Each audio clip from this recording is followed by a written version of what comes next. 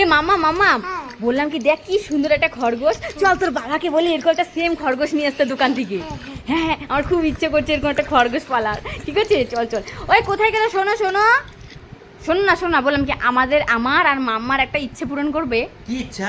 বললাম কি যে একটা না হ্যাঁ খরগোশ এনে দাও না, বাদামি বাদামি কালারে, আমরা দুজনে পালবো। দাও না হ্যাঁ খুব কিউট লাগে, এনে দাও না।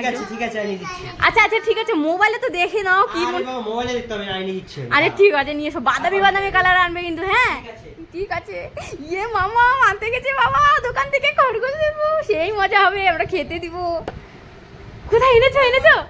ইয়ে মামা এনেছে সে সুন্দর। সেই সুন্দর। দিকে দাও, বাদামি কালার তো। হ্যাঁ বাদামি কালার। কোথায় চোখ বন্ধ করো। আরে চোখ বন্ধ করতে দেও না। চোখ বন্ধ করো, হাত পাতো। আচ্ছা ঠিক আছে দেও। পাতো।